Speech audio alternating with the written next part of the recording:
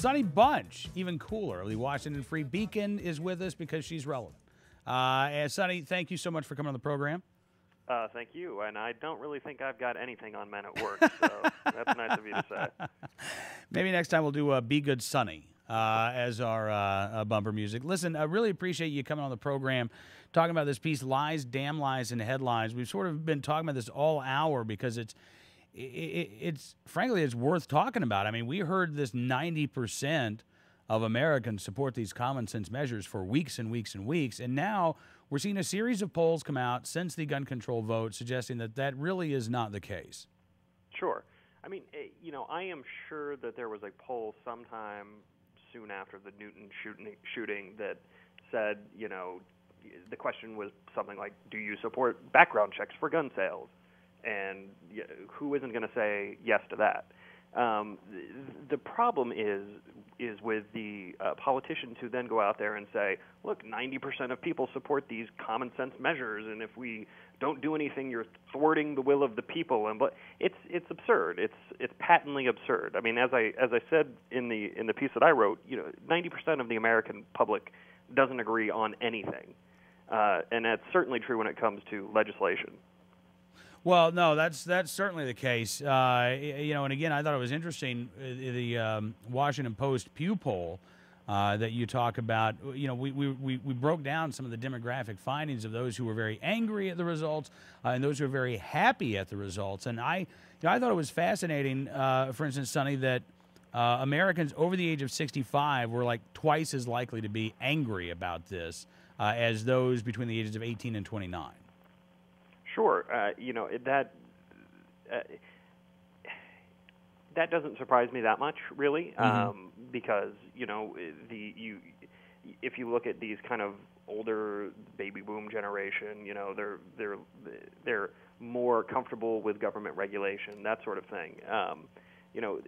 Young people, I think we just are more kind of open for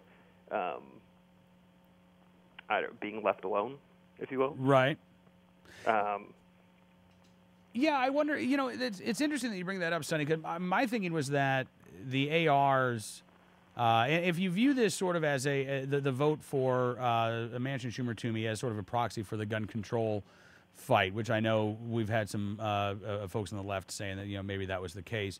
My thinking was that those under the age of 40 are more likely to have grown. I mean, we grew up in a world in which the AR was sort of the rifle, and so we don't view it as weird or scary or unusual. But now that you and I are talking, I remember a poll taken in Wisconsin, I think it was last year, that showed young Wisconsinites supported right to carry by wide margins, which would indicate this is perhaps an attitude towards gun ownership and guns in general. And you say even more than that, just sort of a pro-freedom outlook.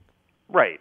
Personal freedom. Yes, I think if you look at a wide range of issues, including the personal right to carry arms, personal right to purchase arms, you are finding more and more young people say they feel comfortable and responsible and qualified enough to make these decisions for themselves.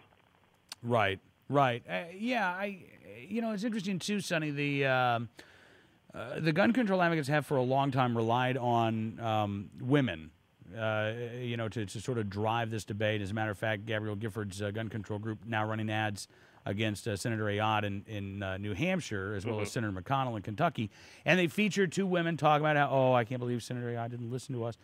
But this Post-Pew poll, 19% of women said that they were very angry that the vote went down the way it did.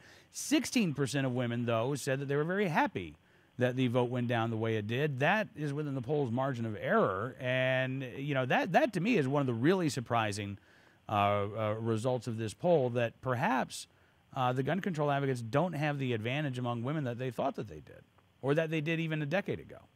I think you could definitely make that case. I mean, and I'm looking at the split right now for women.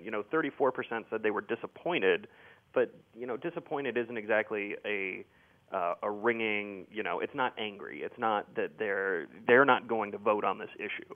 And again, that's kind of what we've been hearing for the last month, 2 months, 3 months. voters are going to take it out on politicians who oppose these common sense measures. And the polling that we've seen in the last couple of days here just doesn't back that up.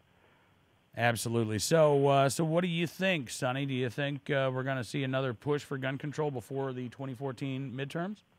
I wouldn't be surprised. This is a issue that has a lot of salience for people in Congress and kind of more liberal people who are looking to gin up a culture war angle to this. So I wouldn't be surprised to see it again. I would be surprised to see anything pass, certainly, before 2014. Yeah. All right. Well, listen, Sonny, really appreciate you coming on the program, and look forward to doing it again soon. All right. Thanks for having me on.